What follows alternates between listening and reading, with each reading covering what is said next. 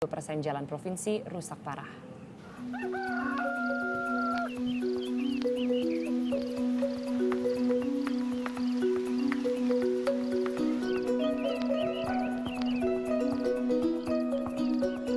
Ketersediaan prasarana perhubungan yang memadai menjadi urat nadi kehidupan. Otong Tobari, seorang buruh perkebunan di Lebak, merasakan benar hal ini. Setiap berangkat kerja, warga desa Muara II, Kecamatan Cikulur, Lebak ini harus melewati jembatan gantung. Resiko terpeleset dan jatuh tak ia hiraukan demi mempersingkat waktu.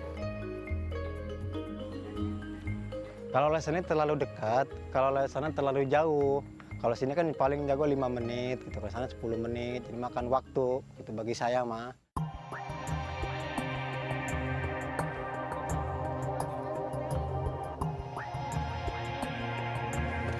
Jembatan sepanjang 74 meter ini berada di ketinggian 50 meter di atas Kali Ciujung. Kondisinya memprihatinkan. Fondasinya hanya mengandalkan kayu. Itu pun sudah banyak yang keropos dan berlubang. Namun warga terpaksa melewatinya untuk sampai ke Jalan Raya Cileles, Malingping.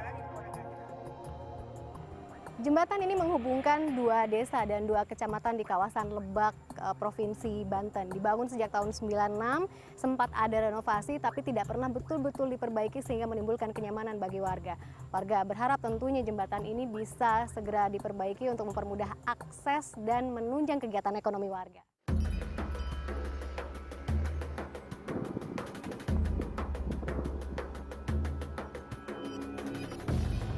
Sarana transportasi juga menjadi penentu gerak maju roda perekonomian. Akses infrastruktur juga menjadi kendala majunya perekonomian di Pandeglang.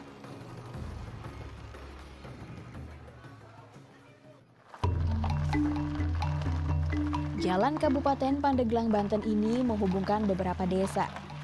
Pemkab mengaku tak sanggup memperbaiki kerusakan jalan sepanjang lebih dari 10 km ini.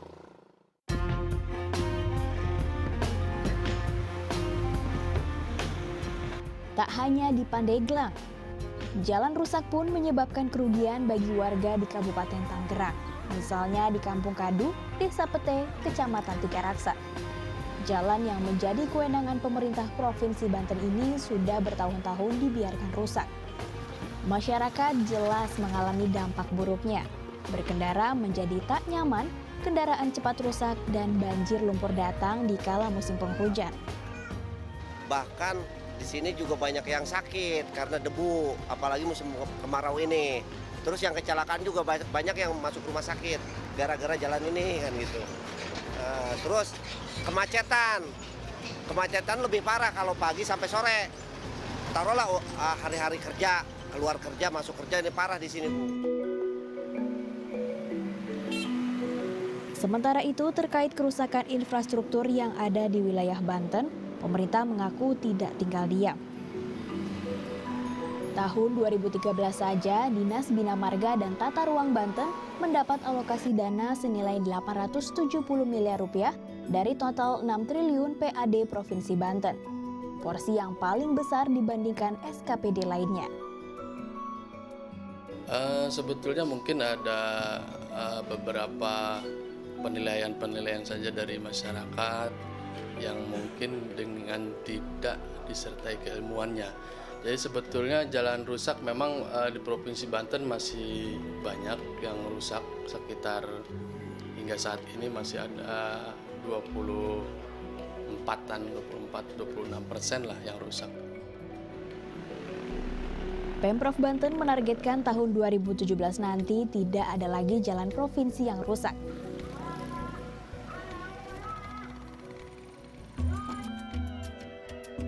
Kondisi buruknya infrastruktur di Banten kerap kali dikait-kaitkan dengan dugaan korupsi APBD. Proyek perbaikan maupun pembangunan jalan berlangsung, namun kualitasnya tak seperti yang diharapkan.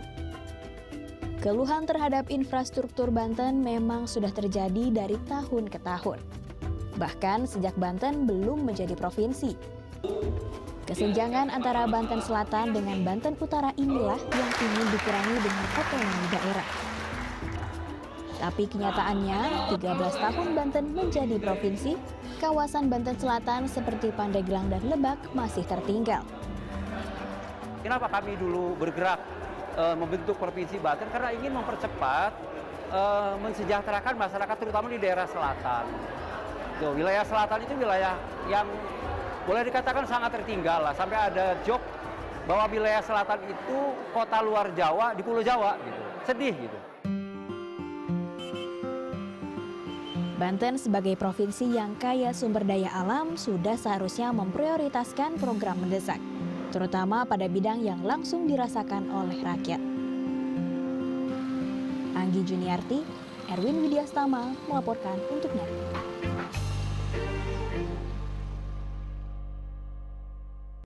Itulah sedikit wajah dari Banten. Itu mungkin beberapa bagian saja karena luasnya Banten sendiri pun 9.160 km persegi. Jadi itu luar biasa cukup luas ya. Dan kalau misalnya kita ngomongin Banten, kita mungkin tidak bisa terlepas dari Gubernur Banten sendiri, Ratu Atut saat ini juga yang masih terus diselidiki kira-kira seperti apa, karena kemarin juga Wawan adiknya juga sudah tertangkap begitu.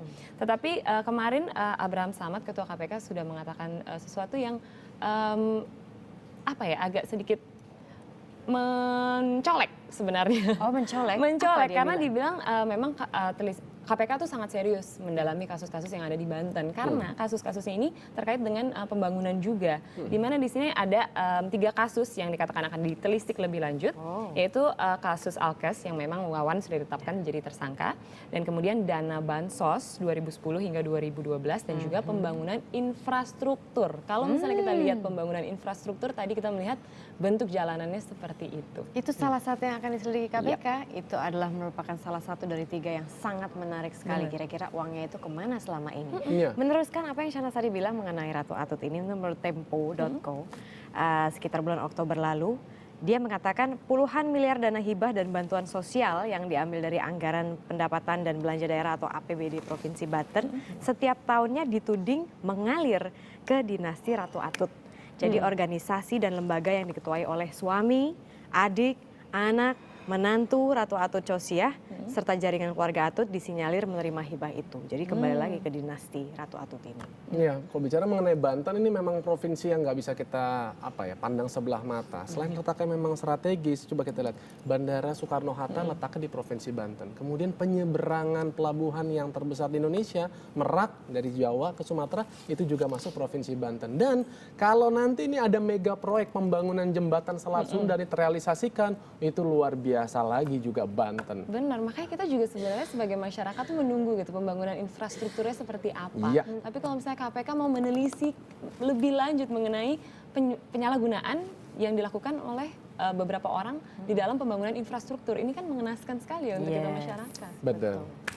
Ya itulah, tapi bagaimana juga kita harus tetap optimis ya. Kita berharap KPK tetap bisa bekerja, kita dukung untuk bisa memberikan satu warna yang lebih baik lah untuk pembangunan Indonesia ke depan, terutama di bidang infrastruktur ini. Betul, bicara mengenai KPK, bagi Anda yang penasaran kira-kira Pak Abraham Samad itu seperti apa dan isu-isu apa saja yang kita bicarakan, simak Satu Indonesia.